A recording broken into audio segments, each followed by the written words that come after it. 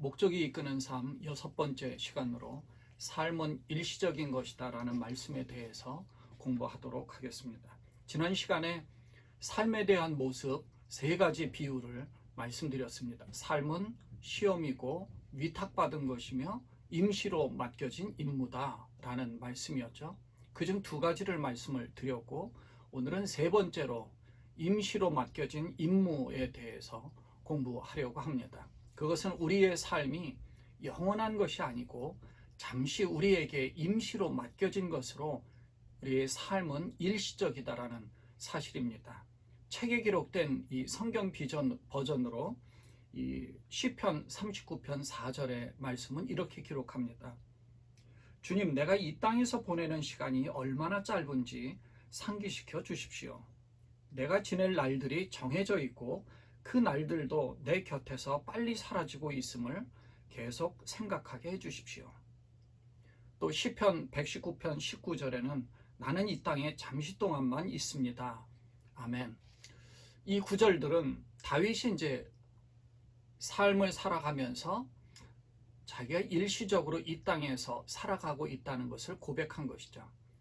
목적이 이끄는 삶의 4번째 시간에서 우리는 하나님께서 우리를 이 땅에서의 삶이 끝으로 그냥 존재가 없어지는 것으로 그렇게 끝낸 것, 창조하신 것이 아니라 영원한 상태로 영원한 존재로 창조하셨다는 것을 우리에게 가르쳐 주셨습니다. 영원히 존재하도록 지어졌다는 말씀을 나누었죠.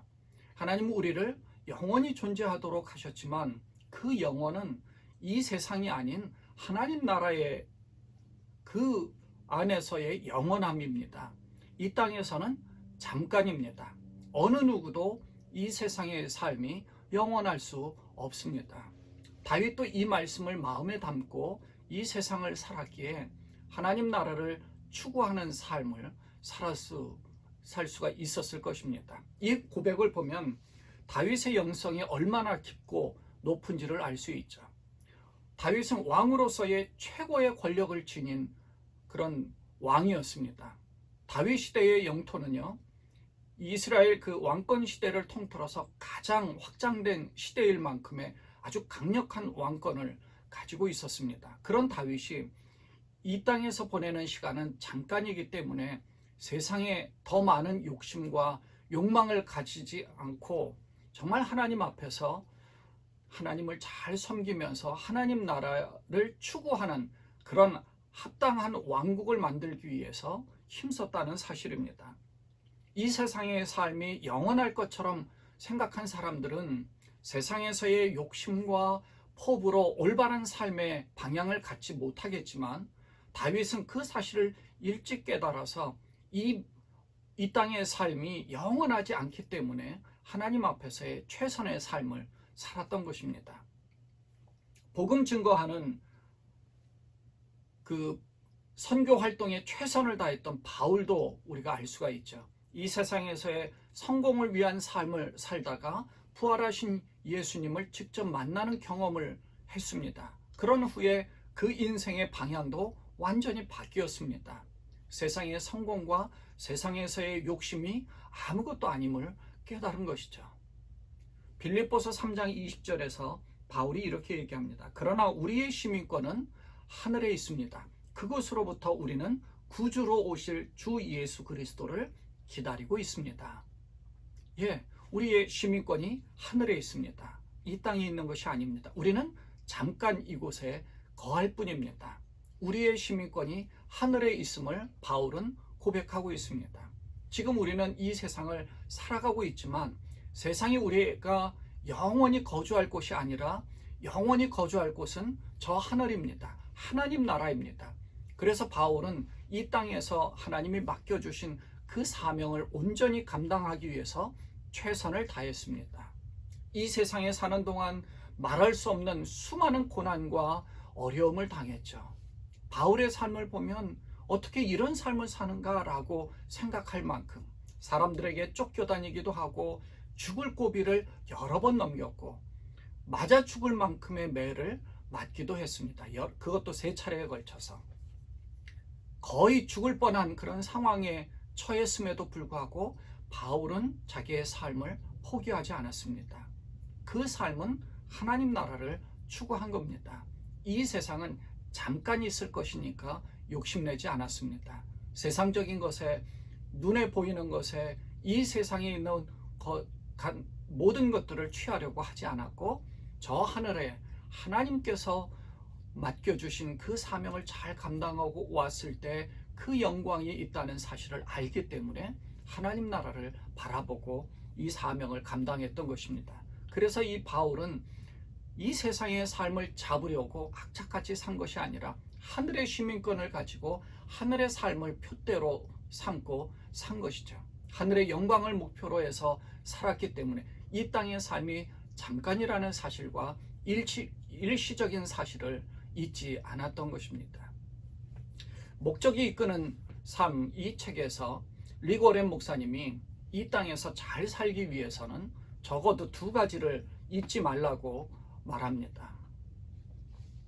삶을 최대한 활용하기 위해서 우리는 두 가지 사실을 절대 잊어서는 안 된다. 첫째는 영생에 비해 이 땅에서의 삶은 지극히 짧다는 것이며, 둘째는 지구라는 곳은 우리가 임시로 거주하는 장소라는 것이다. 따라서 여기에 그리 오래 머무를 것이 아니기에 지나친 애착을 갖지 말고 우리도 하나님처럼 이 세상에서의 삶을 바라볼 수 있게 해달라고 기도하라. 다윗은 주여, 내가 이 땅에서 보낼 시간이 얼마나 짧은지 기억하게 해주십시오. 나는 아주 잠시 동안 이곳에 있는 것임을 알게 해주십시오 라고 기도했다. 우리가 이 세상을 잠깐 방문해서 지내는 나그네와 같은 삶을 사는 것인데, 성경은 우리에게 그 사실을 수많은 사람들과 사건들을 통해서 가르쳐주고 있습니다. 순례자, 외국인, 방문객, 손님, 여행자와 같은 표현인데요. 손님으로 잠깐 왔으니 우리가 가질 것도 아니죠. 여행자로 잠깐 왔으니 이 세상의 것은 내 것이 아닙니다. 방문객으로 왔으니 아무것도 아니, 나그네로 왔으니까요. 베드로전서 1장 17절에 보면 베드로도 이 사실을 잊지 않고 이렇게 권면합니다.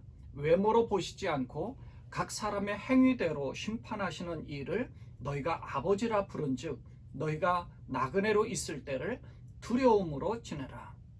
두려움을 가지고 나그네의 삶을 살아간다면 이 세상에서의 삶을 조심해서 살아갈 것이고 모든 것에 대한 소유와 집착을 버릴 것입니다. 베드로는 계속해서 이 나그네의 삶에서 버려야 할 것에 대해서 이렇게 권면하죠. 베드로전서 2장 11절에서 사랑하는 자들아, 거류민과 나그네 같은 너희를 권하노니 영혼을 거슬러 싸우는 육체의 정욕을 제어하라. 베드로는 우리들에게 거류민과 나그네 같은 삶을 살고 있다라고 말하고 있죠. 그래서 이 세상에 살아가는 동안에 육체의 정욕인 욕망의 이 모든 것들과 미련을 버리고 하늘을 향한 삶을 살라고 이야기하는 겁니다. 이 세상의 삶은 영원하지 않기 때문에 세상에 거주하는 동안에 필요한 것들만 취하고 가장 중요한 하늘의 삶을 살기 위해 우리의 마음을 올바로 잡아야 하는 거죠. 그래서 목적이 이끄는 삶에서 이렇게 말합니다. 이 세상에서의 삶이 일시적이라는 것이라는 깨달음은 우리의 가치관을 근본적으로 바꿔놓을 것이다. 또한 우리의 삶에서 무언가 결정을 내려야 할 때 일시적인 것이 아닌 영원한 가치가 근본적인 기준이 될 것이다. C.S. 루이스는 영원하지 않은 것은 영원히 무용지물이다 라고 했다. 성경은 말한다. 우리의 돌아보는 것은 보이는 것이 아니요 보이지 않는 것이니 보이는 것은 잠깐이요 보이지 않는 것은 영원함이니라. C.S. 루이스가 말한 것처럼 영원하지 않은 것은 무용지물입니다. 그러므로 세상에 존재하는 그 눈에 보이는 것에 초점을 맞추어 사는 것이 아니라 눈에 보이지 않지만 영원한 것을 추구하는 그 삶을 살아야 하는 것이죠. 그것이 영광이고 그것이 삶의 풍요함을 누리는 것입니다. 진정한 삶의 풍요는 눈에 보이는 이 물질적인 풍요가 아니라 눈에 보이지 않지만 하나님을 통하여 얻게 되는 그 기쁨과 영적 갈급함이 해결되는 것이 진정한 삶의 풍요인 것이죠. 그래서 하나님의 나라는 여기 있다 저기 있다 말하는 것도 아니고 먹는 것과 마시는 것도 아니고 너희의 마음에 있다라고 말씀한 것이, 하나님의 나라는 우리 속에서 풍성하게 추구되어지고 그리고 하나님의 나라가 우리 속에서 임하게 된다는 것입니다. 이 책에서 계속해서 이렇게 말합니다. 하나님의 관점에서 가장 위대한 믿음의 영웅은 번영, 성공, 그리고 이 세상의 권력을 잡은 사람들이 아니다. 이 땅에서의 삶을 일시적인 것으로 여기고 영생에서의 약속된 상급을 기다리며 하나님을 신실하게 섬긴 사람들이다.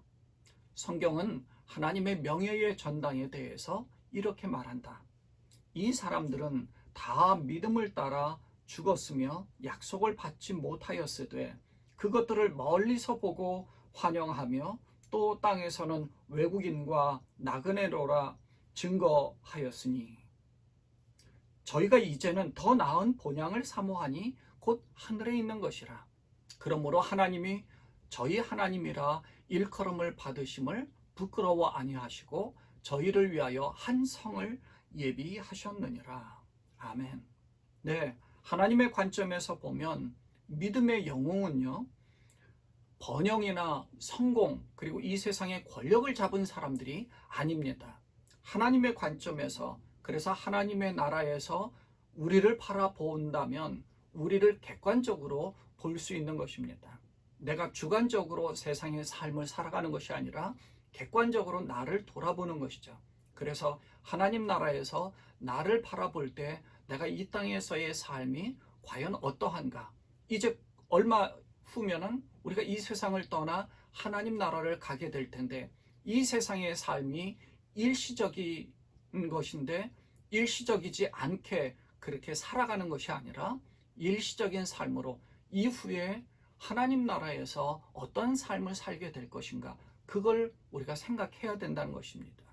그래서 약속된 그 상급을 기다리며 하나님을 신실하게 섬긴 사람들은 이 땅에서의 삶이 일시적인 것이다 라는 것을 분명히 알고 믿고 깨닫고, 그래서 이 세상에서의 풍성한 삶이 과연 무엇인가를 누리면서 살았던 것입니다. 풍성한 삶이라는 것은 하나님이 맡겨주신 일들을 잘 감당하는 겁니다. 하나님 맡겨주신 사명을 완수하는 겁니다. 내게 맡겨주신 것은 5달란트, 2달란트, 1달란트, 어떤 달란트인지 모르지만 각기 어떤 사람에게는 5달란트, 어떤 사람에게는 2달란트, 어떤 사람에게 1달란트 맡긴 거죠.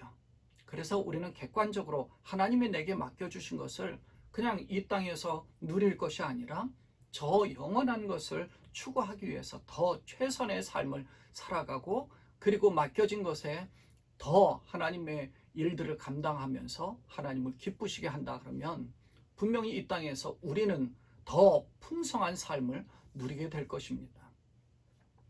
삶이 힘들어지고 의심의 구름이 몰려오며 그리스도를 위해 사는 것이 과연 가치가 있을까 고민하게 될 때 우리는 아직 집에 온 것이 아니라는 사실을 기억하라고 했습니다. 죽음이란 우리가 집을 떠나는 것이 아니라 진짜 집으로 돌아가는 것을 의미하기 때문에 그렇습니다. 우리는 이 세상의 삶으로 마감하는 것이, 끝나는 것이 아닙니다. 저 영원한 저 세상에 진짜 우리의 집, 우리의 시민권이 있는 그 하늘로 간 것입니다. 그래서 진짜 집으로 돌아가는 것이죠. 이 땅에서의 삶은 일시적인 과제라는 사실을 마음에 둘 때 우리는 이 땅에서의 삶을 훨씬 더 영적이고 유익한 삶을 살게 될 것이고 또 영원을 준비하는 그런 삶을 살게 될 것입니다. 영원을 준비하며 이 땅에서의 삶을 풍성하게 살아가시는 그런 여러분 되시기를 간절히 축원드립니다. 기도하겠습니다. 하나님 아버지, 이 땅에서의 삶이 일시적인 그런 삶이라는 사실을 우리가 깨닫습니다.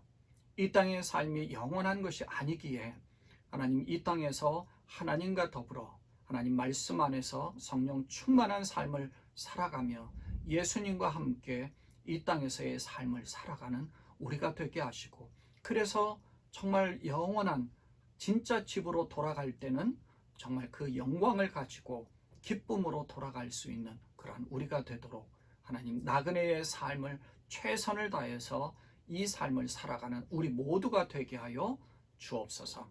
우리 주님 예수님의 이름으로 간절히 기도드리옵나이다. 아멘.